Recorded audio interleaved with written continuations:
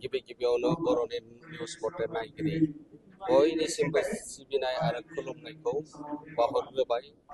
दिनै दुलाराय बाथौ गौथुमनि 33थि गायसन सान गुवाहाटी गाहाय बाथौ थानसालियाव दुलाराय बाथौ गौथुमनि गाहाय बाथौ थानसालियाव साननैनि हाबाफारिजों गाजा गोमजायै खुंनो लानाय हाबाफारिया दिनै सोलिगासिनो दं आरो बेवहाय जों गमामायैनो बाथौ धोरोमखौ जौगासार खालामनो थाखाय जोङो 1992-16 मेआव बेखौ गुवाहाटी ट्राइबेल रेस्ट हाउसआव बेखौ आबुं महर होनाय जादोंमोन आब्रु मुंनि बिथांमोन गेदेमामोननि नाजानायाव बियो जाफुंसार महर मोनदोंमोन। बेबायदिनो जेरैबायदिहाय जोंनियाव फाउन्डार आफादगिरि रुपनाथ बसुमतारी, गाहाय नेहाथारि बानेश्वर बसुमतारी बिथांमोननि नाजानायाव बे दुलाराय बाथौ गौथुमा जोनोम मोनदोंमोन आरो बेबायदिनो जोङो खना खनला थानाय बर' हारिनि गेजेराव गुदि बाथौ धोरोमखौ फोसावनाय, फोगोमनाय, फेहेरनाय बे हाबाफारिया जागायदोंमोन। दिनै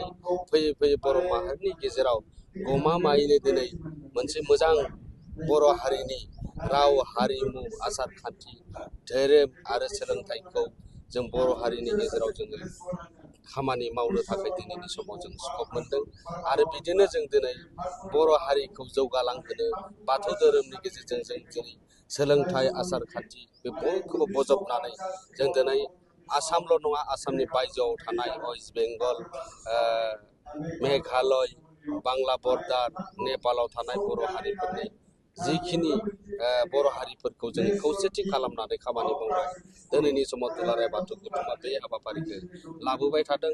जोंनि गेजेराव दिनै गोबां आलासिफोर हांख्रायनाय जादों, बिथांमोना बाहागो लाफैदों। जोङो दिनै गोजोननाय मोन्दों, मानो होनबा दिनै 33 जिनो गायसन सान फालिनाय बियो गमामायैनो जोंनि गेजेराव बाथौआरिफोरनि गेजेराव मोनसे राफोद मोनसे आफाद जानानै फैबाय आरो बर' हारिनि सिनस्रि हिसाबै जों दिनै दुलाराय बाथौ गौथुमा खामानि मावदों।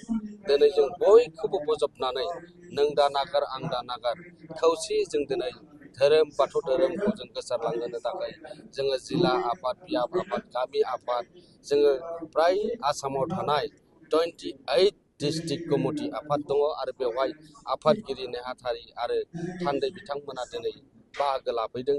बे गमामायैनो बाथौआरिफोरनि थाखाय मोनसे मोजां खौरां आरो बे रायजो राजाफोरनि थाखाय मोनसे मोजां खौरां।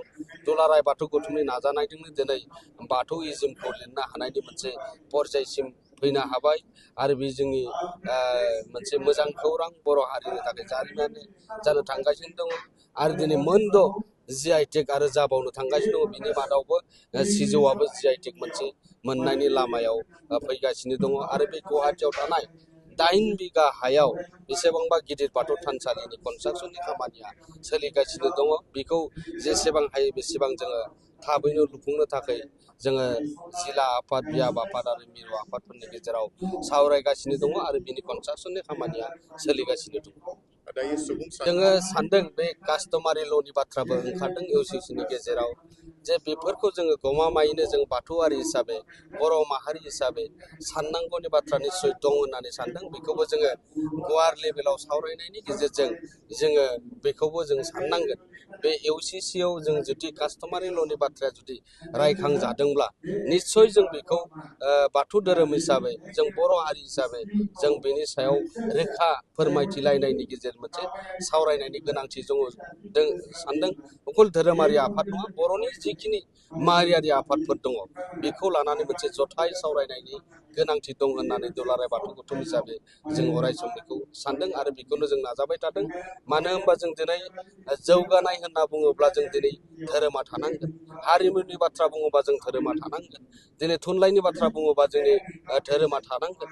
जों बयखौबो जोङो लानानै दिनै बाथौ धोरोमा दिनै जोनोम मोनदों आरो बे बर' हारिखौ जुदि गायसनमाननो गेरेमसा बर' माहारि हिसाबै गायसननांगौबा बाथौ धोरोमखौ नागारनानै बे मालाबाबो बाथौ धोरोम जानाय नङा आरो बेनिखायनो जोंनि बर'नि माहारियारि आफादफोरा जि बाथ्राखौनो सावराया मानो, खैफोद अलखदनि समाव जि बाथ्राखौनो सावराया मानो, दुलाराय बाथौ गौथुमखौबो जथायै लाफानानै बेफोरबायदि सावरायनाय माहारियारि आफादनि अर्गानाइजेसन होननानै बुंदों।